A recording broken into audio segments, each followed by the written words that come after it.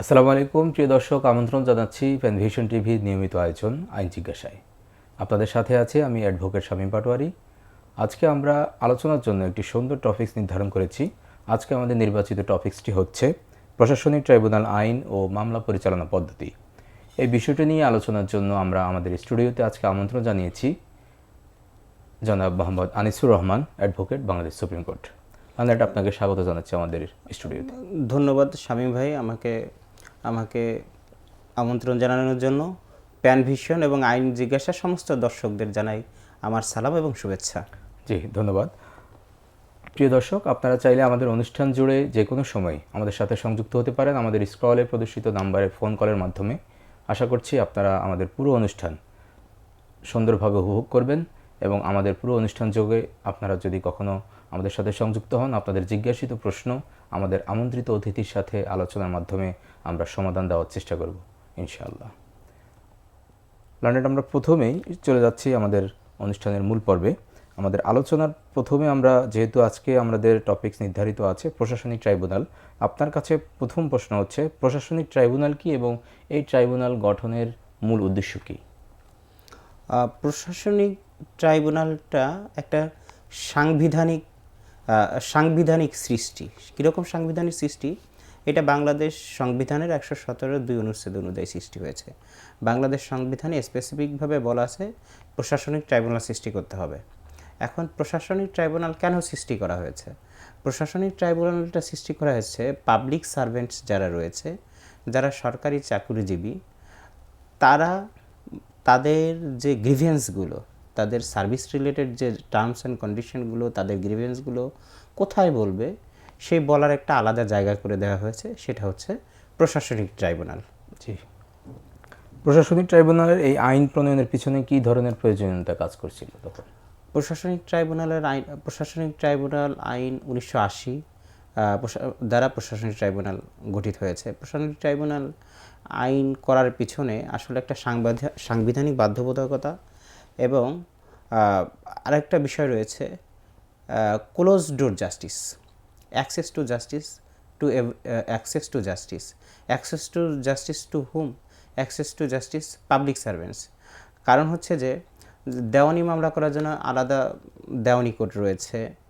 আপনার রিটের জন্য যাদের ফান্ডামেন্টাল রাইটস ভায়োলেট হচ্ছে, প্রত্যেকটা পার্সন হাইকোর্টে আসতেছে। এখন হাইকোর্ট হচ্ছে যে প্রত্যেকটা কাজের জন্য বিভিন্ন মামলার জন্য ওভারবার্ডেন হয়ে গেছে।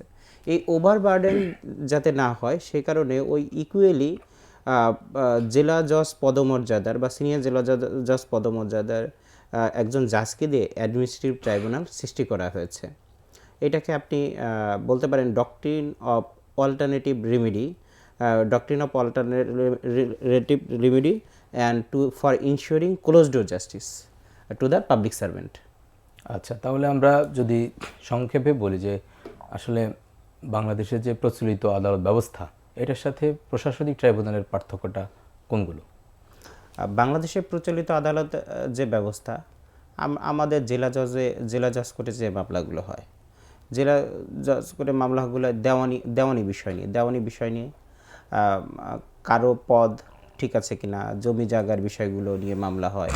আবার ফৌজদারি মামলা হয়, মারামারি নিয়ে মামলা হয়, খুন, হত্যা, রাহাজানি, ডাকাতি নিয়ে মামলা হয়। এখন এই মামলা জেলা জজে আদালতে যদি একজন পাবলিক সার্ভেন্টকে যেতে হয়, তখন ওই মামলার ভিড়ে সে তখন তার গ্রিভেন্সটা আলাদা করে বলতে পারবে না। কারণ পাবলিক সার্ভেন্টদের যে departmental proceedings, terms and condition of service, তাদের প্রমোশন প্রসিডিওর সবগুলো একটু স্পেশালাইজড বিষয়।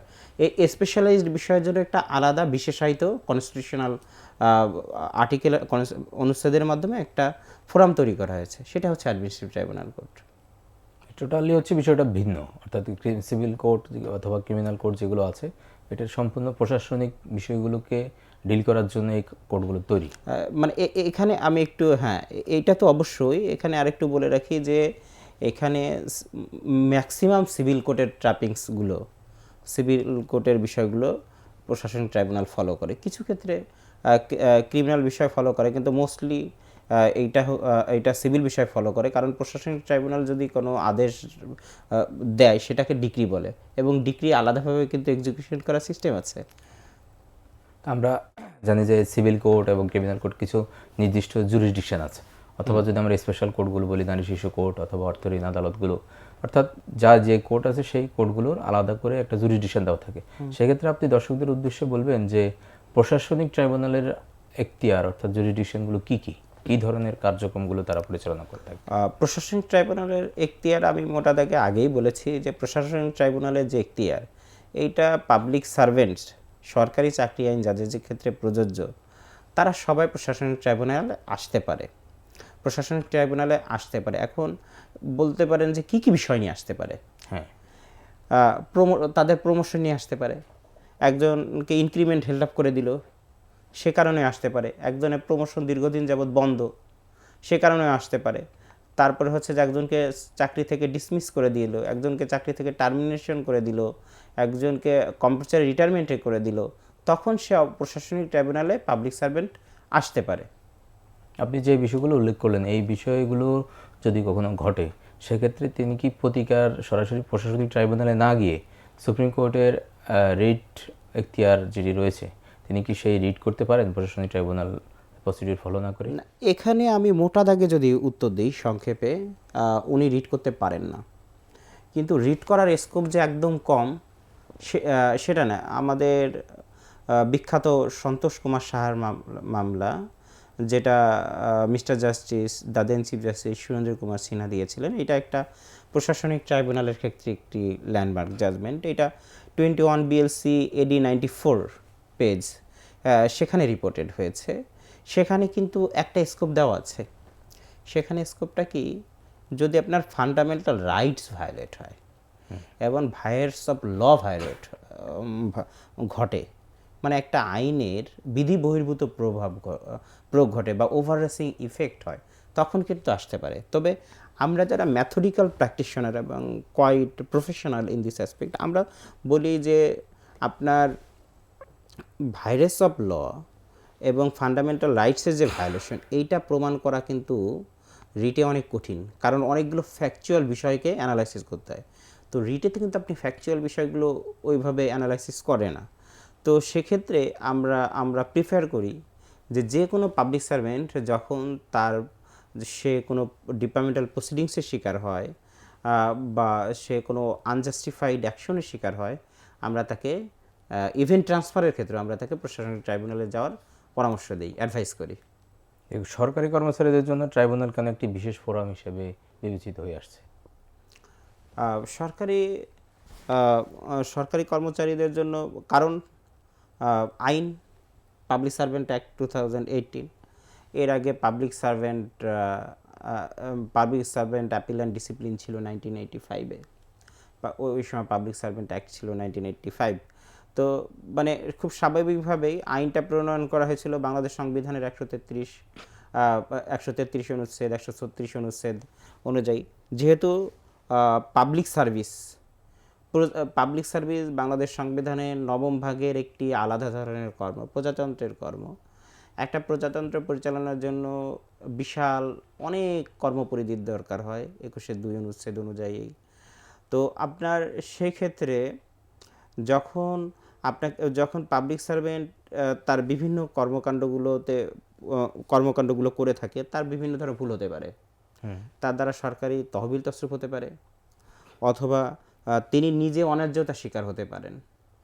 এই বিষয়গুলো বোঝার জন্য যে প্রথাগত যে বিচার ব্যবস্থা, প্রথাগত কোর্ট রয়েছে, যেগুলো সিভিল কোর্ট বা ক্রিমিনাল কোর্ট, এই বিষয়গুলো বোঝা কঠিন। এ কারণে আলাদা ট্রেইনড জাজ এই বিষয়ে, যারা বিশেষ করে পাবলিক সার্ভেন্ট অ্যাক্টে ভালো জানেন, এরা অভিজ্ঞ হ্যাঁ, এবং অ্যাডমিনিস্ট্রেটিভ ট্রাইব্যুনাল অ্যাক্ট ভালো জানেন, তাদেরকেই এই জায়গাগুলোতে নিয়োগ দেওয়া হয়। এবং ইনফ্যাক্ট খুব ভেরি প্রফেশনাল, হাইলি সাউন্ড জাজ ট্রাইব্যুনালের বিচারক হন। তাহলে আপনার একটা প্রশাসনিক ট্রাইব্যুনাল জাজের যে এখতিয়ার, সেটা হচ্ছে যে অনেকটা হাইকোর্টের রিট বেঞ্চের মতো। এবং ঢাকার যে প্রশাসনিক tribunal particularly learned tribunal is overburdened with so many cases. He has to dispose of and deal with so many charismatic cases, so many new challenges he has to confront with. So এটা একটু specialised system for public servant. জি, আমাদের পরবর্তী জানার বিষয় হচ্ছে প্রশাসনিক tribunal, অর্থাৎ বাংলাদেশে তো প্রত্যেকটি মামলা করার ক্ষেত্রে একটা নির্দিষ্ট পদ্ধতি অনুসরণ করতে হয়। প্রশাসনিক ট্রাইব্যুনালে মামলা করার ক্ষেত্রে কোনো প্রি প্রসিডিউর আছে কিনা, বা এক্স্যাক্টলি যদি বলেন যে কোন কোন প্রসিডিউরগুলো মেনটেন করে একটা মামলা দায়ের করা যায়? শামীম ভাই, আপনাকে এই প্রশ্নটা করার জন্য অসংখ্য ধন্যবাদ জানাই। আপনি নিজে একজন হাইলি প্রফেশনাল সাউন্ড প্র্যাকটিশনার, আমি জানি, দর্শকদেরও সেটা জানিয়ে রাখলাম। সো এই প্রশ্নটা দর্শকদের জন্য আসলে অনেক উপকারী। প্রশাসনিক ট্রাইব্যুনালে মামলা করার ক্ষেত্রে আসলে প্রি প্রসিডিউর আছে। সেটা হচ্ছে আপনাকে যখন কোনো শাস্তি দেওয়া হবে বা যে অর্ডার দ্বারা বা যে গ্রেডেশন লিস্ট দ্বারা আপনি সংক্ষুব্ধ, তার 3 মাসের ভিতরে আপনাকে আপিল করতে হবে। 3 মাসের একটা কনফার্ম একটা প্রসিডিউর আছে যে 3 মাসের ভিতরে আপনার ডিপার্টমেন্টাল আপিল করতে হবে। আপনি যেদিন ডিপার্টমেন্টাল আপিল করলেন তারপরে 2 মাস অপেক্ষা করতে হবে। 2 মাস অপেক্ষা করলে 2 মাসের ভিতরে যদি হায়ার অথরিটি কোনো জবাব না দেয়, সেটা অটোমেটিক্যালি রিজেক্ট বলে গণ্য হবে। এখন প্রশ্ন হচ্ছে আপনি আপিল করবেন কার কাছে? আপনাকে শাস্তি দিল উপপরিচালক, তাহলে আপনি অবশ্যই আপিল করবেন পরিচালক বা সচিবের কাছে, মানে যিনি শাস্তি দিয়েছেন তার থেকে হায়ার অথরিটি, তার অ্যাপয়েন্টিং অথরিটির কাছে, মানে আপনার অ্যাপিলেট অথরিটির কাছে। যিনি শাস্তি দিয়েছেন তার অ্যাপয়েন্টিং অথরিটির কাছে। এটা কিন্তু আর্টিকেল 135(2)তে খুব স্পষ্টভাবে বলা আছে। এবং তার 6 মাসের ভিতরে, যখন 2 মাসের ভিতরে ওইটা রিজেক্ট হয়ে গেল বা আনঅ্যান্সার্ড থাকলো, তার 6 মাসের ভিতরে আপনাকে হাইকোর্টে অ্যাডমিনিস্ট্রেটিভ ট্রাইব্যুনালে মামলা দায়ের করতে হবে। তাহলে দাঁড়ালো হচ্ছে 3, 2, 6, এটা হচ্ছে প্রসিডিউর। এখন একটা বিষয় আসতে পারে যে আপনি কি যখন 3 মাস 2 মাস আপনি অতিবাহিত হয়ে গেল, আপনি আপিল করলেন না, আপনি কোনো কিছু করলেন না, তারপরেও কি আপনি মামলা করতে পারবেন না? আমরা যারা প্র্যাকটিস করি, আমরা তখন হচ্ছে যে একটা থার্ড টাইম ডাইমেনশনাল একটা ইনভেনশন বলা যায়, সেটা হচ্ছে আমরা রিড করি, রিড করে ওই ডিলেটাকে কন্ডন করে নিয়ে যাই। তো এই ক্ষেত্রে সফল হওয়ার সম্ভাবনা কম, কিন্তু জাস্ট আমরা বলি যে the litigant should not be আনরিড্রেসড। যদি আনরিড্রেসড অবস্থায় থাকে তাহলে আর্টিকেল 31 বাংলাদেশ কনস্টিটিউশন এইটা তখন ভায়োলেশন হয়ে যায়। এই কথা বলে আমরা নেই, but this is not proper procedure. আচ্ছা, ওখানে কি লিমিটেশন আইন অনুযায়ী কোনো অ্যাপ্লিকেশন করার সুযোগ আছে কিনা? না, লিমিটেশন এটা খুব স্ট্রিক্ট চেকের মামলার মতো। এখানে লিমিটেশন আইনে আলাদাভাবে কন্ডেমনেশন বিলের অ্যাপ্লিকেশনের সুযোগ নাই। তবে অ্যাডমিনিস্ট্রেটিভ অ্যাপিলেট ট্রাইব্যুনালে আছে, যেটা মানে ওখানে যে 6 মাসের 6 মাসের যে বাধ্যবাধকতা, ওখানে আলাদা করে ডিলে সুযোগ আছে, বাট ওইটা কোর্টের তখন ইখতিয়ার হয়ে যায়। বাট অ্যাডমিনিস্ট্রেটিভ ট্রাইব্যুনালে আলাদা করে কোনো সুযোগ নেই। এই ট্রাইব্যুনালে মামলা করার পূর্বে কোনো পক্ষকে কোনো নোটিশ দেওয়ার প্রয়োজন আছে কিনা, কোনো নোটিশ তৈরি করতে হয় কিনা ক্ষেত্রে? মামলা করার সময় দিতে হয়।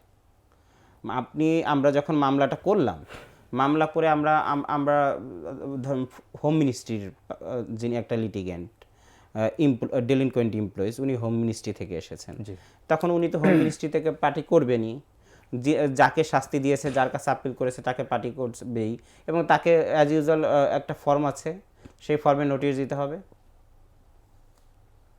আচ্ছা, আমি ট্রাইব্যুনালে মামলা করার পূর্বে আপিল বা বিভাগীয় প্রতিকার গ্রহণ কি এটা কি বাধ্যতামূলক, নাকি এটা হচ্ছে অপশনাল? না, অবশ্যই বাধ্যতামূলক। আপিল করাটা এটা আইনেই বলে দেয়া আছে, সেকশন 4(2)। আপনি অ্যাডমিনিস্ট্রেটিভ ট্রাইব্যুনাল, আপনি নিজে অনেক ভালো মামলা করেন, আপনি দেখবেন অ্যাডমিনিস্ট্রেটিভ ট্রাইব্যুনাল অ্যাক্ট 1980-তে সেকশন 4(2)তে বলা আছে যে আপনি অ্যাগ্রিভড হওয়ার 3 মাসের ভিতরে আপিল করতে হবে। 3 মাসের আপিলের কথা বলা আছে বিধি 17-এ। এখন বিধি 17-এ বলা আছে। এখন কথা হচ্ছে আপনাকে অবশ্যই আপিল করতে হবে।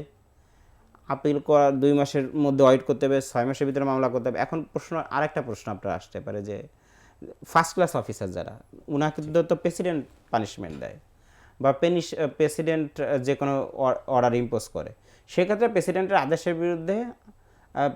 আদেশের বিরুদ্ধে আপনার উনি রিভিউ করলেও করতে পারে, না করলেও করতে পারে। তবে ওনার আগে যে ডিপার্টমেন্টাল আপিল সেটা কিন্তু ওনাকে করে আসতে হবে, এবং এটাই রুল অফ এক্সারশন। আচ্ছা, এই মামলা দায়ের করার পরে এর পরবর্তী কার্যক্রমগুলো যদি আমাদেরকে সংক্ষেপে বলতেন, কী ধরনের প্রসিডিওরগুলো ফলো করা হয় সাধারণত বিচার ব্যবস্থায়, স্পেশালি প্রশাসনিক ট্রাইব্যুনালে? It is quite professional question, thank you again. এইটা প্রথমে আমরা মামলা ফাইল করলাম 6 মাসের ভিতরে, 3-2-6 মেনটেন করে মামলা করলাম। মামলাটার পরে আমরা নোটিশ দিলাম, নোটিশ দেওয়ার পরে, নোটিশ দেওয়ার মানে হচ্ছে কি, যারা শাস্তি দিয়েছে, যে মন্ত্রণালয়ের অধীনে আছে, তারা এসে জবাব দিবে। তো জবাব দিলে তার লয়ার নিয়োগ করতে হবে, লয়ার এসে জবাব দিবে। লয়ার এসে জবাব দেওয়ার পরে তারপরে ওইটা এসডির জন্য সেটেলিং ডেট ফর হিয়ারিংয়ের জন্য জবাব দেওয়ার পরে সেটেলিং ডেট এসডির জন্য নির্ধারণ করা হবে, SD settling date for hearing, তারপর হিয়ারিং। তো এখানে যে ব্যাপারটা হচ্ছে, এখানে আপনার প্রতিকারটা খুব দ্রুত পাওয়া যায়। আপনার সিভিল বা রিট বেঞ্চ থেকে এখানের প্রতিকারটা খুব দ্রুত পাওয়া যায়, কারণ তবে এটা প্রশাসনিক ট্রাইব্যুনাল অনেকটা সিভিল প্রসিডিওরটাই ফলো করে। হ্যাঁ, সিভিল প্রসিডিওর ফলো করে। এখানে অ্যামেন্ডমেন্টের সুযোগ আছে। এখানে 7-এর বি অনুযায়ী অ্যামেন্ডমেন্ট করার সুযোগ আছে। অ্যামেন্ডমেন্ট তাহলে কি যে কোনো সময় পর্যায়ে এসে করা যায় সিভিল সিস্টেম অনুযায়ী রায় পুরো পর্যন্ত? না, সেটা আপনি জবাব দেওয়ার পরপরই আপনি যদি চান যে এসডি হয়ে যাওয়ার পরে আসলে কোর্ট রিলাক্টেন্ট থাকে কোয়াইট, সে তখন অ্যামেন্ডমেন্টগুলো নিতে চায় না। বাট মানে খুব গ্রোস ভায়োলেশন হইলে বা মনে করে যে অনেক বিষয়গুলো বাদ পড়েছে, তখন কিন্তু মানে অ্যামেন্ডমেন্ট নেয়। তবে সাজেশন হচ্ছে এসডির আগেই যদি আপনার কোনো অ্যামেন্ডমেন্ট থাকে সেটা দিয়ে দেওয়া। জি, আমরা সুন্দর আলোচনা এগিয়ে যাচ্ছি। আমরা একটা বিরতি নিয়ে নিচ্ছি, পরবর্তীতে আমরা আবার ফিরে আসবো। প্রিয় দর্শক, আমরা ছোট্ট একটা বিরতি নিচ্ছি। আশা করছি আপনারা আমাদের অনুষ্ঠান উপভোগ করছেন। আমরা বিরতির পর আবারও ফিরে আসছি, সে পর্যন্ত অপেক্ষায় থাকুন। বিরতির পর আবারও কথা হবে একই বিষয় নিয়ে, প্রশাসনিক ট্রাইব্যুনাল আইন ও মামলা পরিচালনা পদ্ধতি দিয়ে। সে পর্যন্ত সবাই অপেক্ষায় থাকুন। জি প্রিয় দর্শক, বিরতির পর আবারও প্রত্যেককে স্বাগত জানাচ্ছি আমাদের আইন জিজ্ঞাসা অনুষ্ঠানে। আপনাদের সাথে আমরা আলোচনার বিষয় আজকে প্রশাসনিক ট্রাইব্যুনাল আইন ও মামলা পরিচালনা পদ্ধতি, এই বিষয় নিয়ে আলোচনায় ছিলাম। আমরা আমাদের আমন্ত্রিত অতিথির সাথে আলোচনা করছি বিষয়টি নিয়ে। আপনারা যদি মনে করেন আমাদের সাথে সংযুক্ত হবেন, আমাদের স্কুলের প্রদর্শিত নাম্বারে ফোন কলের মাধ্যমে সংযুক্ত হতে পারেন। জি লার্নেড, আমরা যে আলোচনায় ছিলাম, আপনার কাছে এই পর্যায়ে আমাদের দর্শকদের উদ্দেশ্যে বলার জন্য আহ্বান জানাচ্ছি, সেটি হচ্ছে প্রমাণ এবং মূল্যায়নের ক্ষেত্রে ট্রাইব্যুনাল কী ধরনের নীতিগুলো অনুসরণ করে? প্রমাণ এবং মূল্যায়নের ক্ষেত্রে ট্রাইব্যুনাল যে প্রশ্নগুলো প্রথমে করে, সেটা হচ্ছে যে প্রথমত যিনি মামলাটা করছেন, জি, উনি পাবলিক সার্ভেন্ট কিনা, প্রথম টেস্ট হচ্ছে এটা। এখন প্রশ্ন আসতে পারে পাবলিক সার্ভেন্ট কারা? পাবলিক সার্ভেন্টের সংজ্ঞা রয়েছে সরকারি চাকরি আইনের 2-16-তে। জি 2-16-তে মোটা দাগে সরকারি প্রজাতন্ত্রের কর্মে নিয়োজিত ব্যক্তিরাই পাবলিক সার্ভেন্ট। এখন প্রজাতন্ত্রের কর্মে কারা নিয়োজিত থাকে? প্রজাতন্ত্রের কর্মে নিয়োজিত থাকে 4 ধরনের সার্ভিসের ব্যক্তিরা। একটা হচ্ছে ডিফেন্স সার্ভিস, একটা হচ্ছে জেনারেল সার্ভিস, একটা হচ্ছে জুডিশিয়ারি, আর একটা হচ্ছে সরকার দ্বারা ঘোষিত অন্য কোনো সার্ভিস, যেটা আর্টিকেল 152-তে বলা আছে। এখন পিওর যারা সচিবালয়ে চাকরি করে, মন্ত্রণালয়ে চাকরি করে, এরা হচ্ছে পাবলিক সার্ভেন্ট। তো পাবলিক সার্ভেন্ট আরেকটু ক্লিয়ার করে বলি, যেমন আপনি যদি মনে করেন যে ইউনিভার্সিটি টিচার উনি স্বায়ত্তশাসিত প্রতিষ্ঠানে চাকরি করেন, ঢাকা ইউনিভার্সিটি হোক, রাজশাহী ইউনিভার্সিটি হোক, চিটাগাং ইউনিভার্সিটি হোক, জাহাঙ্গীরনগর ইউনিভার্সিটি হোক। এখন ওনাদের বেতনটা যেভাবে যায়, আর একজন পাবলিক সার্ভেন্ট সেটা সে 20 গ্রেডের হোক, তার বেতনটা কিন্তু আলাদাভাবে যায়। একটা প্রথমে কনসলিডেটেড ফান্ডে অ্যাপ্রোপ্রিয়েশন অ্যাক্ট দ্বারা একজনের বেতন হয়, একটা প্রতিষ্ঠানের বেতন হয়, মন্ত্রণালয়ের বেতন হয়। সেই মন্ত্রণালয়ের বেতনটা, স্যালারি শিটটা ইএফটির মাধ্যমে সরাসরি পার্সনের কাছে যায়। এই যে যারা সরাসরি বেতন পায়, বেতনের ধরন তারা হচ্ছে পাবলিক সার্ভেন্ট। এটা হচ্ছে একটা টেস্ট। আরেকটা হচ্ছে তার অ্যাপয়েন্টমেন্ট লেটার দেখেও বোঝা যায় যে উনি পাবলিক সার্ভেন্ট কি পাবলিক সার্ভেন্ট না। আর যারা সরাসরি যারা ইউনিভার্সিটি টিচার, প্রথমে গভর্নমেন্ট অ্যাপ্রুভ করবে, তারপরে সেটা ইউজিসিতে যাবে, ইউজিসি হয়ে ইউনিভার্সিটিতে যাবে, ইউনিভার্সিটির ব্যাংক থেকে তারপরে যাবে। এই যে প্রসিডিউরগুলো যায়, এগুলো হচ্ছে যে পাবলিক সার্ভেন্ট না, পাবলিক সার্ভেন্ট না। এখন পাবলিক সার্ভেন্ট প্রথম আমি যে আবার ঘুরে আসি, পাবলিক সার্ভেন্ট যেহেতু আমি বলেছি, প্রথমত হচ্ছে মামলা করার সময় দেখে ইনি পাবলিক সার্ভেন্ট কি পাবলিক সার্ভেন্ট এক। সেকেন্ড হচ্ছে যে ট্রাইব্যুনালে মামলা করা হয়েছে সেই ট্রাইব্যুনাল দেখে যে এই ট্রাইব্যুনালের এই মামলাটা নেওয়ার এখতিয়ার আছে কিনা। গুড। মামলাটা আমি ঢাকা প্রশাসনিক ট্রাইব্যুনাল 1 ঢাকার এখতিয়ার হচ্ছে সমগ্র ঢাকা।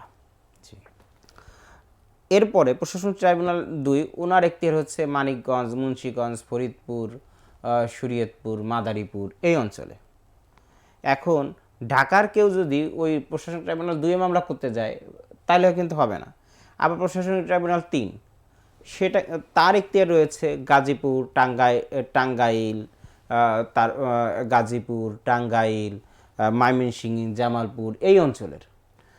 আবার তারা যদি 1 নম্বর ট্রাইব্যুনালে মামলা করতে আসে সেটা কিন্তু হবে না। তাহলে আপনার কি দাঁড়াচ্ছে, প্রথমে এনশিওর হতে হচ্ছে পাবলিক সার্ভেন্ট কিনা।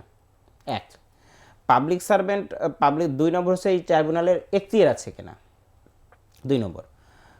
3 নম্বর হচ্ছে একটা বিষয় আমাদের কাছে সব সময় আসে যে আমরা কি প্রপার অথরিটির কাছে আপিল করেছি কিনা। যিনি আমাকে শাস্তি দিয়েছেন আমি তো তার কাছে আপিল করব না, তার কাছে রিভিউ হয়, তার হায়ার অথরিটির কাছে আপিল করতে হবে। যদি ডিজি আমাকে পানিশমেন্ট দেয় আমাকে আপিল করতে হবে সেক্রেটারির কাছে, এবং সেই আপিলটা আমি 3 মাসের ভিতরে করেছি কিনা।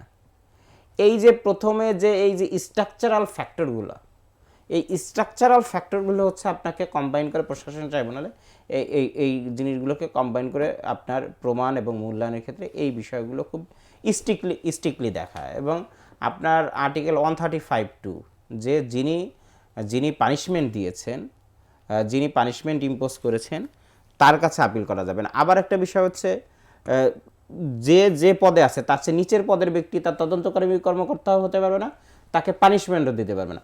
একটা প্রশাসনিক ট্রাইব্যুনাল একটা যখন মামলা স্কেলিটন করে, মামলা মূল্যায়ন করে, তখন এই বিষয়গুলো কিন্তু খুঁটে দেখে, খুব মেটিকুলাসলি দেখেন। জি, আমরা সরকারি চাকরি আইন 2018 এর ধারা 1(3) অনুযায়ী যেটা স্পষ্ট বলা আছে যে কাদেরকে আমরা সরকারি চাকরি আইনের ক্ষেত্রে প্রযোজ্য করব, কাদেরকে প্রযোজ্য করব না। এই ব্যাপারে আপনি যদি একটু ব্যাখ্যা দিতেন যে কাদের ক্ষেত্রে এই চাকরি আইন প্রযোজ্য হয় না।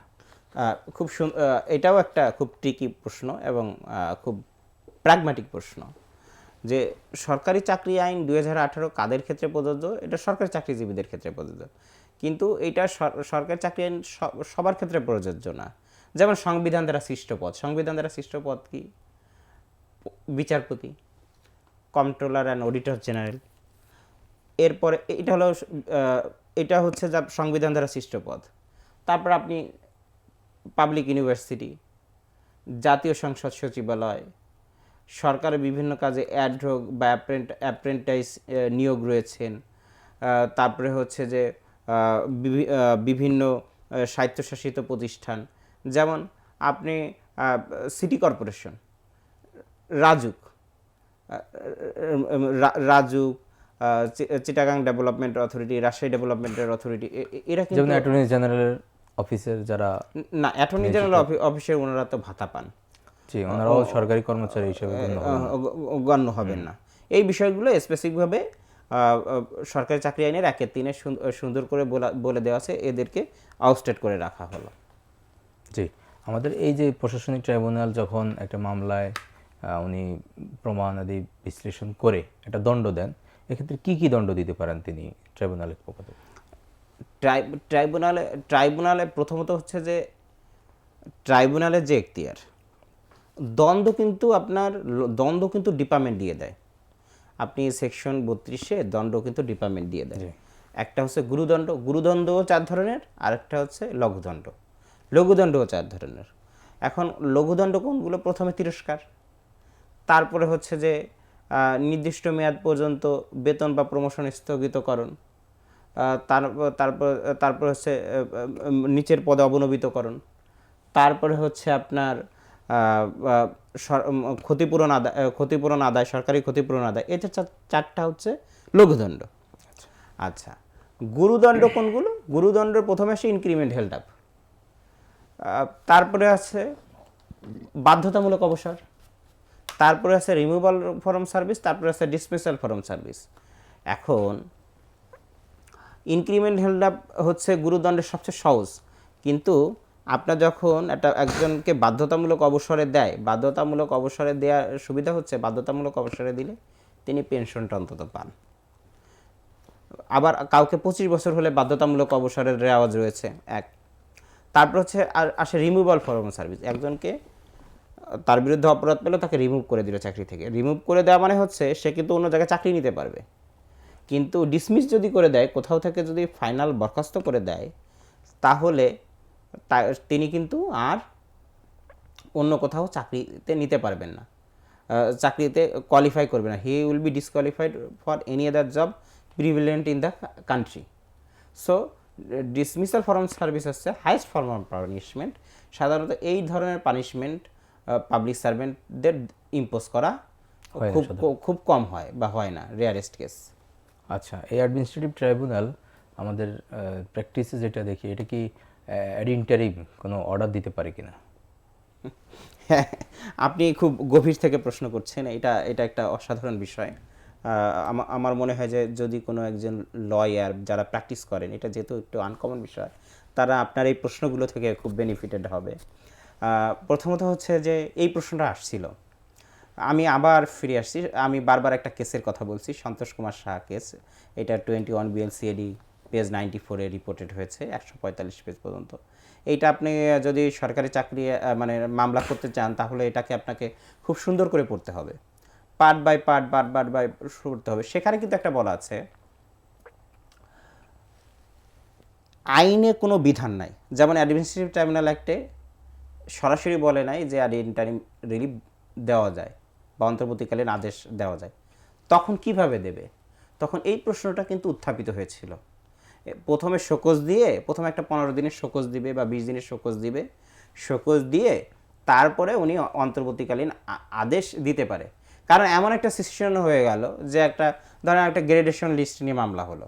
এখন গ্রেডেশন লিস্টে মামলা হচ্ছে, অথরিটি প্রসিড করতেছে, একটা ওভার রিচিং ইফেক্ট তৈরি হচ্ছে, তখন কি করবে? তখন যদি কোর্ট এই গ্রেডেশন লিস্টটা স্টে না করে দেয়, তখন তো মূল মামলাটা আর শুনানি করে কোনো লাভ হবে না, পুরো তাৎক্ষণিক প্রতিকার প্রয়োজন আছে, পুরো এক্সারসাইজটাই ফিউটাইল হয়ে যাবে। তখন ওখানে কিন্তু সুন্দর করে বলা আছে যে অ্যাড ইন্টারিম রিলিফও এই ট্রাইব্যুনাল দিতে পারবে। এই ট্রাইব্যুনাল অ্যাড ইন্টারিম রিলিফ দেওয়ার মাধ্যমে এই ট্রাইব্যুনাল ক্ষমতা অনেক বেড়ে গেছে। জি, আমাদের পরবর্তী প্রশ্ন হচ্ছে, এই ট্রাইব্যুনাল মাধ্যমে কি কোনো কন্টেম্প্ট করা যায় কিনা? হ্যাঁ, এই ট্রাইব্যুনালের মাধ্যমে অ্যাডমিনিস্ট্রেটিভ ট্রাইব্যুনাল রুলস আছে, সেখানে 10-এ আছে, অবশ্যই কন্টেম্প্ট করা যায়। প্রথমে আপনার অ্যাডমিনিস্ট্রেটিভ ট্রাইব্যুনালে কন্টেম্পটা ফাইল করতে হবে। যে কন্টেম্পটা ফাইল করলে অ্যাডমিনিস্ট্রেটিভ ট্রাইব্যুনাল এটি অ্যাডমিনিস্ট্রেটিভ অ্যাপিলেট ট্রাইব্যুনালে পাঠিয়ে দেবে। অ্যাডমিনিস্ট্রেটিভ অ্যাপিলেট ট্রাইব্যুনালে পাঠিয়ে দিলে তখন উনি কন্টেম্পট ইস্যু করতে পারবে, এবং যে কোনো অথরিটির বিরুদ্ধেই কিন্তু উনি কন্টেম্পট দিতে পারে। যে এই অ্যাডমিনিস্ট্রেটিভ ট্রাইব্যুনাল সাক্ষ্য গ্রহণের ক্ষেত্রে কোন পদ্ধতিটি অনুসরণ করে? বেসিক্যালি অ্যাডমিনিস্ট্রেটিভ ট্রাইব্যুনাল সাক্ষ্য হয় না, সাক্ষ্য নেয় না। তবে একটা মামলা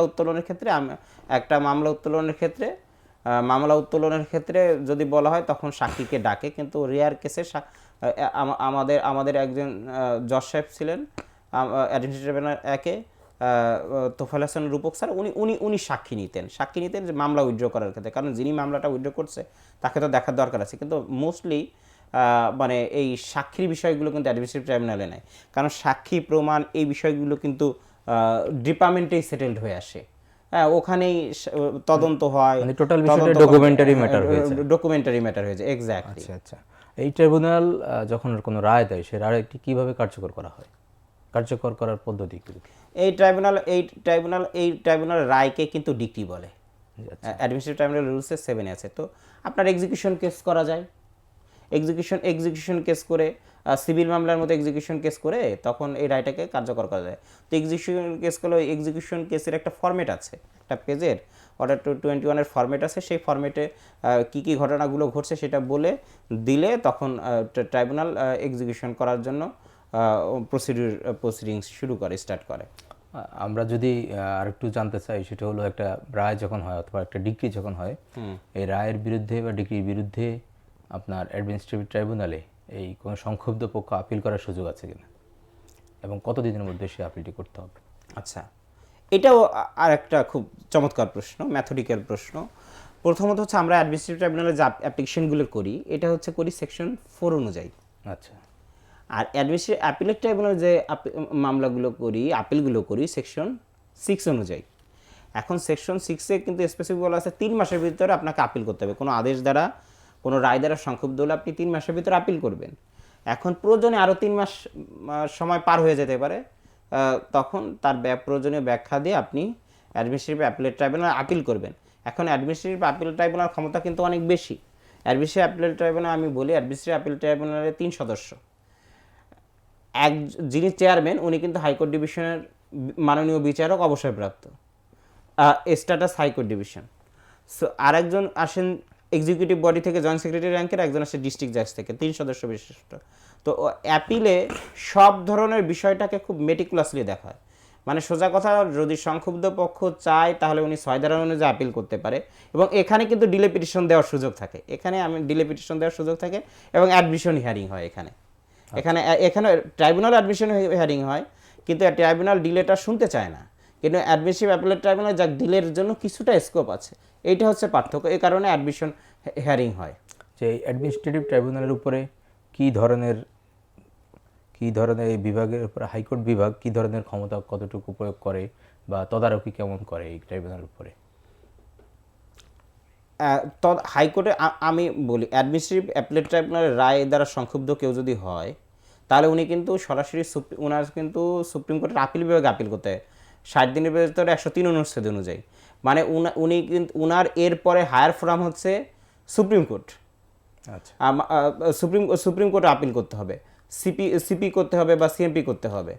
সো সিপি বা সিএমপি করতে হবে। তো সেক্ষেত্রে হাইকোর্ট ডিভিশন কিন্তু অ্যাজ ইউজুয়ালি অ্যাডমিনিস্ট্রেটিভ জুরিডিকশন করতে পারে, জুরিডিকশন সেটা থাকতে পারে, কিন্তু আপনার বিচারিক জুরিডিকশন কিন্তু হাইকোর্ট ডিভিশনে অ্যাডমিনিস্ট্রেটিভ অ্যাপিলেট ট্রাইব্যুনালের উপরে নেই। কারণ administrative tribunal can be ইকুয়েটেড with administrative appellate tribunal can be ইকুয়েটেড with high court division. কারণ এরপরে আপনাকে সিপি বা সিএমপি করা লাগতেছে 103 অনুচ্ছেদ অনুযায়ী। জি, এই অ্যাডমিনিস্ট্রেটিভ ট্রাইব্যুনালগুলোর সাংবিধানিক যেহেতু আদালত, সাংবিধানিক আদালত যদি হিসেব করি আমরা, সেক্ষেত্রে এই বিচারিক আদালতের কী ধরনের স্বাধীনতা ভোগ করেন ওনারা? ওনাদের প্রতি কোনো প্রকার দিক নির্দেশনা বা প্রেশার করার সুযোগ থাকে কিনা? এখানে আমি বলি, সাংবিধানিক আদালত বলতেই সংবিধানের অনুচ্ছেদ দ্বারা সৃষ্ট আদালত। হ্যাঁ। সাংবিধানিক আদালত আমরা যেটা বুঝে থাকি সেটা হচ্ছে হাইকোর্ট ডিভিশন। এটাও সংবিধান দ্বারা সৃষ্ট, কারণ আপনার সব বিষয়গুলোই এখানে একটা রিট বেঞ্চে যে বিষয়গুলো শোনা হয় সেটাও অ্যাডমিনিস্ট্রেটিভ ট্রাইব্যুনালে শোনা হয়। এখন এখানে যিনি থাকেন অ্যাডমিনিস্ট্রেটিভ ট্রাইব্যুনাল, তিনি হচ্ছে সিনিয়র জেলা জাজ। তো একটা সিনিয়র জেলা জজের ওনার অ্যাপয়েন্টিং অথরিটি কিন্তু অনেক বড়, উনি কিন্তু চিফ জাস্টিসের কাছে লায়াবল। তো সেখানে কিন্তু আপনার প্রেশারাইজ করা বা আপনার কোনো ধরনের ইনফ্লুয়েন্স আসাটা, এটা ওনারা বিচারিকভাবে মোটামুটি মানে বলা যায় স্বাধীনতা ভোগ করেন। আচ্ছা, আমাদের প্রশাসনিক ট্রাইব্যুনালে যে মামলা নিষ্পত্তির ক্ষেত্রে আপনি বলেছেন এটা একটু অন্যান্য কোর্টের থেকে একটু দ্রুতগতিতে হয়, তারপরেও আমরা যেটি দেখি অনেক সময় দীর্ঘসূত্রতা তৈরি হয়। এক্ষেত্রে এই যে মামলার সমাধানের ক্ষেত্রে বিলম্বতার পেছনে আপনি কোন কোন কারণগুলোকে উল্লেখ করবেন? আচ্ছা, প্রথমত হচ্ছে যে আপনার এখানে ঢাকার ভিতর ট্রাইব্যুনাল এক নম্বর ট্রাইব্যুনাল, ঢাকার সমস্ত মামলা। বাংলাদেশে এক নম্বর প্রশাসনিক ট্রাইব্যুনাল সমস্ত মন্ত্রণালয় মামলা, এখানে বিচারক একজন, বছরে 500-600 মামলা হয় এখানে। তো একজন বিচারকের পক্ষে এতটা loaded with so many multiple cases, মানে এত ডিসপোজাল অফ করা হিউম্যানলি পসিবল না। সো আমার এটা একটা বিষয়, সে কারণে 1.5-2 মাস পরে ডেট পড়ে, বা 2 মাস 2.5 মাস 3 মাস পরে ডেট পড়ে। কার্যত প্রতিকার পায় না। কিন্তু যারা চেষ্টা করে, যে সমস্ত লয়াররা চেষ্টা করে, হ্যাঁ আমি মামলাটা হিয়ারিং করব, সে কিন্তু জজ সাহেবকে বললে কিন্তু হিয়ারিং করাইতে নিতে পারে। বারবার মেনশন করলে বা রেগুলার থাকলে, হ্যাঁ আমি মামলাটা করতে চাই, মামলাটা করা যাবে। এখানে একটা কাজ করা যেতে পারে, প্রশাসন ট্রাইব্যুনাল এককে এক এক এককে দুইটা ভাগে ভাগ করে দেওয়া যেতে পারে। দুইটা ভাগে ভাগ করে দিলে, ও দুইটা বিচারক নিয়োগ দিলে, আরেকটা কোর্ট সেট করে দিলে, এটা মামলা অটোমেটিক্যালি মামলা জট কমে যাবে। এটা হচ্ছে নিয়ম। ট্রাইব্যুনালের মানে পরিধি আরও বৃদ্ধি করা, বিচারক আরও বেশি নিয়োগ দেওয়া। আচ্ছা, আমাদের অনুষ্ঠানের প্রায় শেষের দিকে এই প্রশাসনিক ট্রাইব্যুনালকে আরও সক্রিয় করার জন্য আপনার পক্ষ থেকে, যেহেতু আপনি দীর্ঘদিন এই প্রশাসনিক ট্রাইব্যুনালে মামলা পরিচালনা করে আসছেন, আপনার অবজারভেশন অনুযায়ী কী ধরনের পদক্ষেপ নিলে এই ট্রাইব্যুনালে আরও গতি আসবে? আচ্ছা, সেটা কিন্তু আমি আগেই বলেছি। আমি প্রশাসনিক ট্রাইব্যুনালে প্র্যাকটিস করি 1 দশকেরও বেশি সময় ধরে। মানে মোটামুটিভাবে একটা পরিচিতি গড়ে উঠেছে বিভিন্নভাবে মামলার কারণে বা বিভিন্ন ন্যাচারের ক্লায়েন্ট আসার কারণে। তো ব্যক্তিগতভাবে আমি আমি আমি আমি যেটা মনে করি, এইটাকে গতিশীল করার জন্য প্রথমত প্রশাসনিক ট্রাইব্যুনালের বার একটা অ্যাক্টিভ ভূমিকা পালন করতে পারে। বারের আরেকটা হচ্ছে যে এখানে বিচারক যিনি থাকেন, হাইলি প্রফেশনালি কোয়ালিফাইড একজন জাজ, কিন্তু উনার একটা কাজের পরিমাণ এত বেশি, মানে এই প্রশাসনিক ট্রাইব্যুনালে না গেলে মানুষ বুঝতে পারবে না যে একজন বিচারক কী পরিমাণ প্রেশারের ভিতর দিয়ে, মানে মানে ওয়ার্কলোডের ভিতর দিয়ে ওনাকে কাজ করতে হয়। সো ওনাকে লজিস্টিক সাপোর্ট অনেক বেশি দিতে হবে। আচ্ছা, লজিস্টিক সাপোর্ট ওনাকে বেশি দিতে হবে, অনেক বেশি। তারপরে ওনার জন্য রিসার্চ অফিসার, আপনি দেখবেন যে অ্যাপেলেট ডিভিশনের জাজের জন্য রিসার্চ অফিসার থাকে, তো ওনার জন্য একটা রিসার্চ অফিসার অবশ্যই, যে কেসগুলো ভেটিং করে দেওয়ার জন্য, যে এই বিষয়গুলো আছে, এই বিষয়গুলো রিসার্চ অফিসার ওনার জন্য অবশ্যই একটা বাধ্যতামূলক। রিসার্চ অফিসার বাধ্যতামূলক, লজিস্টিক সাপোর্ট, বাজেট বাধ্যতামূলক। তারপরে ধরেন আমরা যে প্রশাসন ট্রাইব্যুনাল একে যে থাকি, দেখবেন ইদানিং একটু একটু করে সুন্দর পরিবেশ তৈরি, একটু এসি আসছে বা একটু টিনের ঘরটা করা হয়েছে। তো আপনার ধরেন নারীদের বসার জন্য আলাদা কোনো জায়গা নেই, তো সেখানে আপনার একটু প্রশস্ত রুম করা। তারপর হচ্ছে যে আপনার যদি এমন হয় যে আপনার বিচারক ওখানে ট্রাইব্যুনালে আরও বেশি বিচারক নিয়োগ দেওয়া, হ্যাঁ, পরিধি বাড়িয়ে দেওয়া, তাহলে হচ্ছে যে কাজ করে শান্তি পাবে। কারণ একজন মানুষ, উনি যত চেষ্টা করুক, একটা মানবীয় লিমিটেশন থাকে, ইচ্ছা করলেই কিন্তু সব কিছু ডিসপোজাল করতে পারে না। মানে আকাঙ্ক্ষা আছে যে হ্যাঁ আমি মানুষের ন্যায় বিচার দিব, I am the son of the soil, সীমাবদ্ধতার কারণে উনি সীমাবদ্ধতার পারে না। তবে আমার সৌভাগ্য, আমি যে সমস্ত বিচারকদের দেখিয়েছি, তাদের হিউম্যান কোয়ালিটি মানে এক্সিড করে মানুষকে সার্ভ করার চেষ্টা করেছে, বিশেষ করে প্রশাসনিক ট্রাইব্যুনালে। জি, আমাদের অনুষ্ঠানের আজকের শেষ প্রশ্ন, যে আজকে যে আমরা প্রশাসনিক ট্রাইব্যুনালকে দেখি, এই ট্রাইব্যুনালের বিচার ব্যবস্থা কতটুকু আপনার কাছে মনে হয় এটা জনবান্ধব এবং কতটুকু কার্যকর? মানে আমি যদি বলি, আমি খুব উইথ ফার্ম কনভিকশন অ্যান্ড স্টিডফাস্টনেস আমি এটা বলতে পারি, প্রশাসনিক ট্রাইব্যুনাল খুব স্পেশালিস্ট একটা জায়গা। এখানে পাবলিক সার্ভেন্টদের বিচার হয় এখানে। সো এই যে বিচার যেটা হয়, সেটা আমি ক্যাটাগরিক্যালি যদি অন্য জায়গার তুলনায় বলি, এটা অনেক বেশি ভালো হয় এই যে বিচারের ব্যবস্থা। কারণ এখানে কিন্তু আপনি একটা ধরেন আপনি হাইকোর্টে একটা রিট দায়ের করেছেন, সেই রিট শুনানি করতে কিন্তু অনেক সময় লাগে। যে সময়টা লাগে প্রশাসনিক ট্রাইব্যুনালে কিন্তু সেই সময়টা লাগে না। এবং প্রশাসনিক ট্রাইব্যুনালে যেটা হয় কি, যে আপনি যদি মেনশন করেন বা বারবার বলেন যে আমার এই বিষয়টা আর্জেন্সি আছে, প্রশাসনিক ট্রাইব্যুনাল কিন্তু সেটা শুনে দিতে পারে।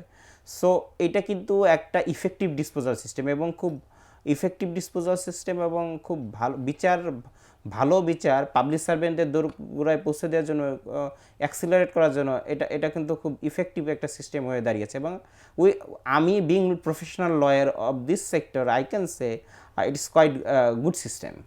জি, অসংখ্য ধন্যবাদ লর্নেড আপনাকে, আপনার মূল্যবান সময় দিয়ে আমাদের আজকের অনুষ্ঠানকে সাফল্য করার জন্য। আশা করছি অন্য কোনো বিষয় নিয়ে আবার আপনার সাথে দেখা হবে। আজকে এখানে শেষ করতে হচ্ছে। প্রিয় দর্শক, আমাদেরকে আজকের মতো এখানে শেষ করতে হচ্ছে। আগামী দিনে আবারও যে কোনো বিষয় নিয়ে, অন্য একটা টপিকস নিয়ে আপনাদের সামনে উপস্থিত হব। সে পর্যন্ত সবাই ভালো থাকবেন, সুস্থ থাকবেন। আল্লাহ হাফেজ।